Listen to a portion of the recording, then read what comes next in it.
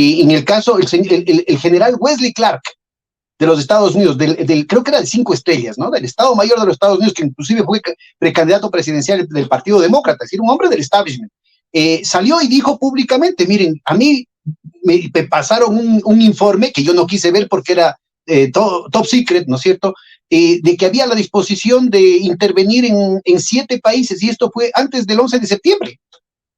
Es decir, que había el designio, ¿no es cierto?, de destruir Libia, de destruir Siria, de destruir Irak, de volver a destruir Afganistán, mucho antes de que se dé el 11 de septiembre.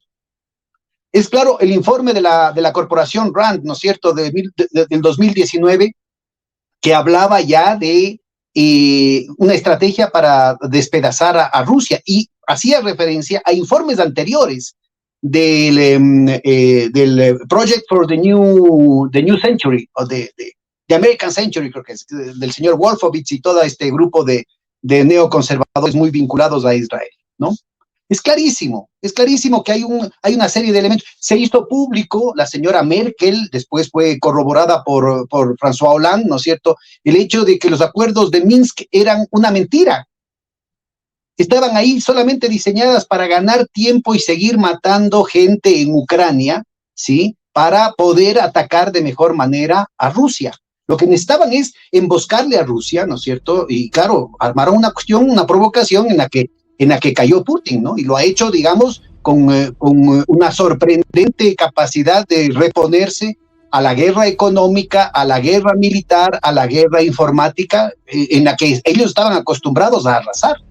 Bueno, lo mismo están haciendo con China, ¿no? Con China ha sido público y notorio, ¿no es cierto?, varios informes militares diciendo que iba a haber guerra en el 2027, y después salió otro informe diciendo, no, que mejor que se lo haga en el 2025. Y entonces están viendo cómo lo hacen, pero echándole la culpa, porque han sido en eso muy hábiles para echar la culpa a otros, ¿no?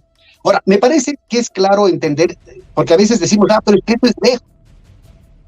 En Medio Oriente eso ha pasado siempre. Mira, muy importante, cuando en el oeste de Asia empieza a perfilarse por la nueva correlación de fuerzas, la presencia de China, de la ruta de la seda, de la inversión para el desarrollo, el nuevo papel regional que tiene Rusia, las capacidades de articular posiciones tan heterogéneas y en muchos casos contradictorias como las de Irán, las de Turquía, que plantean, ¿no es cierto?, empiezan a desmontar todos los dispositivos de guerra que han durado décadas, que han estado matando gente por décadas.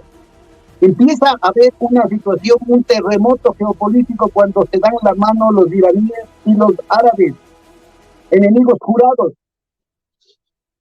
A los 5 minutos que pasa eso, resulta ser, ¿no es cierto?, que el señor Netanyahu, que estaba en pleno declive, que estaba en una crisis política, ideológica sin precedentes, no solamente en su carrera, sino sin precedentes para la historia de Israel, ¿sí?, de pronto es atacado por Hamas, una organización, claro, que en la desesperación de los pobres palestinos ante esa situación, ante la situación de opresión permanente, ¿no es cierto?, ha adquirido una relevancia muy importante, una relevancia estratégica de representación, además, que va más allá de sus propias intenciones, pero que jamás fue financiado por los propios israelitas, ¿no? Entonces me parece que es muy importante ubicar eso para entender lo que va a pasar en América Latina. Acordémonos, por favor, de evidencias así de concretas. En el Paraguay, no el de Stroessner, sino en el Paraguay del cura Lugo, cuando viene por primera vez un gobierno progresista,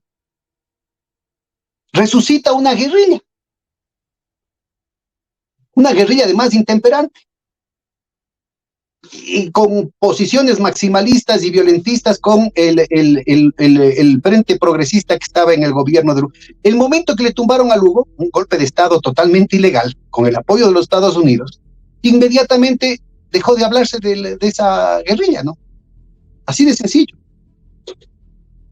Entonces, mira, no es casual que en el estallido social de Chile, como también en el estallido social del Ecuador, como en el estallido social de Colombia, se den todo tipo de desmanes. Yo, por ejemplo, fui a visitar, ahora que estuve de visita ahí en Chile, quería ir a ver el museo de la Violeta Parra y resulta ser que había sido atacado. Entonces, ¿cómo así? En la mente de qué sector progresista, ¿no es cierto?, va a estar una figura tan digna tan dulce, tan teñida como la de Violeta Parra para ser objeto de una agresión. ¿Cómo así?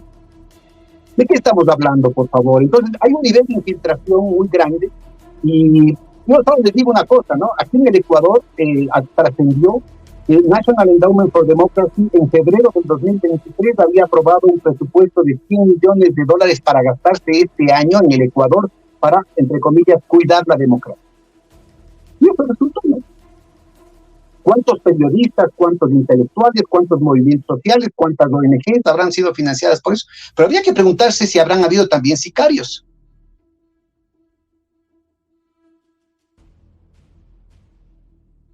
Es público y notorio, por ejemplo, el hecho de que con el pretexto de la guerra en contra de las drogas se asesina dirigentes sociales y que han estado presentes